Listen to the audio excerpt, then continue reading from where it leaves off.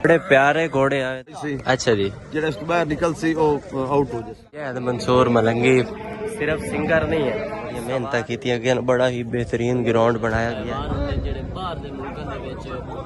सुल्तान राय जड़ा ना पंजाबी फिल्म। अस्सलाम वालेकुम, I am Sarfaraz and you are watching my YouTube channel Baghdadi Munda. अच्छा दोस्तों, बगदाद शरीफ के अंदर आज बहुत ही जबरदस्त नेजाबाजी का मुकाबला हो रहा है, बहुत ही जबरदस्त नेजाबाजी। आज तो अपने इलाके के अंदर बगदाद शरीफ के अंदर तो नेजाबाजी दिखावांगे। तो आज का मजेदार व्लॉग स्टार्ट करने तो पहले मेरे यूट्यूब चैनल बगदादी मुंडा को लाजमन सब्सक्राइब कर दिया है और वीडियो को लाइक करके शेयर कर दिया है। जी मेरा दोस्त है चौधरी ताहिर साहब, तो आज इन्होंने ना बड़ा सफर किया है। तो मैं गल दसनी कोई नहीं, कॉलेज दे इधरों भाग के आया है, यानी कि यदि अपनी जबान दे अंदर दसी यार बंद करके आए ना, भाग के आए, यानी कि कॉलेज दे अंदरों नस के आ गया है, क्योंकि असा पंजाबी इस्तेमाल करनी है। हो गई थी मेरी क्लास हो गई थी फिर आया। अच्छा, यानी क्लासेस हो गई उस तो बाद फिर नस के आया, क्योंकि उन्होंने दसिया भी मेले ते जाना है और इन्हें जल्दी जल्दी अपना बैग नाल ही चालिया। मैंने चेंज करने का टाइम भी नहीं दिया, ऐसा कि बस वापस जल्दी आ इधर है। हाँ दोस्तों, ग्राउंड बनाया गया, बहुत ही जबरदस्त ग्राउंड है, बड़िया रौनक ने, बड़िया बहारा ने, ते जो सेटिंग है वाली हो रही है।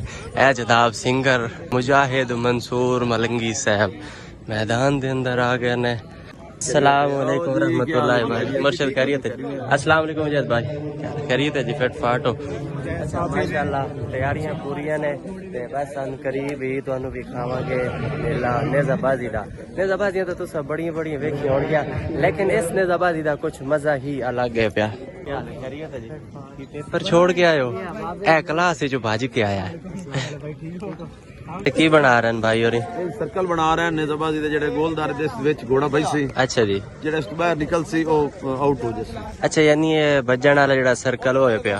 अच्छा दोस्तों, मैं ना नेजाबाजी देखदा हां, क्योंकि मैं कोई सवार ते नहीं है, इस वास्ते ना पीर साहब को पूछ लिया भाई जो जो कर रहे नहीं होता तो भी पता चले और मैनू भी पता चले। मुजाहिद मंसूर मलंगी सिर्फ सिंगर नहीं है, सवार भी है और बहुत अच्छा सवार है और नेजाबाजी का बड़ा शौक रखते हैं। नेजाबाजी तो पहले तो ग्राउंड भी खा ली है, ग्राउंड का की सेटअप है, की निज़ाम है, बड़िया मेहनत की गई, बड़ा ही बेहतरीन ग्राउंड बनाया गया है। तो वो भी तुहानू अज विखा लवी है ना चौधरी? तू की विखा रहा है? दोस्तों, इतने जितने ही क्लब आए उन्होंने सारे अलग अलग जगह दी गई है, क्योंकि उन्होंने मेहमान खसूसी और उन्होंने खुद भी जगह चाहिए होंगी बैठने लई। तो माशाल्लाह बड़ा बेहतरीन सेटअप करके ना अलग अलग क्लब नू अलग अलग जगह ते सेटअप दी गई। बचपन का दोस्त है जी, सुना किदा ही घोड़ा? अच्छा, चलो फिर अज तेरा टाइम आवे ना मैनू दसी लाजमन, ठीक है? मैं इंशाल्लाह तेनू रिकॉर्ड जरूर करना है। और खैरियत है? फिट रिकॉर्ड करना है, इन भाई साहब ने कैमरे ते रिकॉर्ड करना है, क्योंकि एक यादगार मेला होंदा है, यादगार इवेंट होंदा है। और फिर हर दोस्त सहबाब बाद के अंदर कहते हैं कि यार सानू मेले वाली वीडियो दियो, तो इस वास्ते कैमरे दूसरे भी है नहीं, क्योंकि असा फिर अपना व्लॉग अपलोड कर देना होंदा है, क्योंकि दोस्त ना फिर नाराज होंदे ने कि यार तुसा फलानी वीडियो दियो, फलानी वीडियो दियो। साढ़े को इन्नी मैमरी नहीं होती और ना ही इतनी यादाश्त होती, सारा कुछ अगे पिछे होंदा रह जाता है, तो मसले बन जाते हैं। इस वास्ते जेडे दोस्त कोई वीडियो वगैरह चाहिए हो ना, तो पीर साहब नाल डायरेक्ट रब्ता करके वीडियो ले लेंगे। सिंगर मुजाहिद मंसूर मलंगी इंटरव्यू दे रहे हैं नेजाबाजी के हवाले दे नाल, कह रहे हैं कि साडी हुकूमत नूं भी चाहिए है कि नेजाबाजी ते भी तवज्जो देन।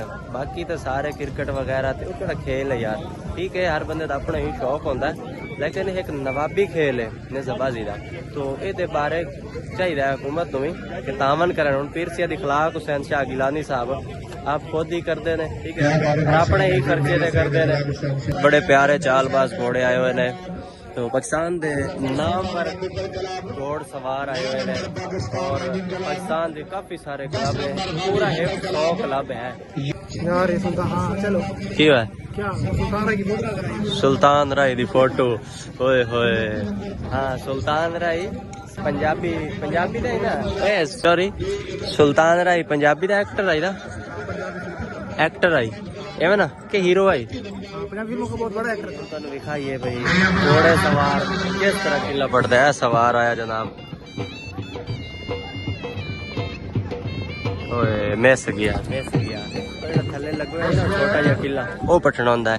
इस दे नाल जेड़ा भाई दे कोल पता नहीं की आखते मैंने ओदा नाम उस तरह पटना होता है।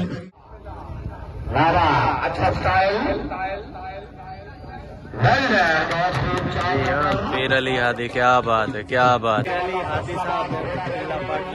हाँ चौधरी उठ, तेनू ही जाके बिठाने, ठीक है, घोड़े तो बिठाने तो ही है किला पाट।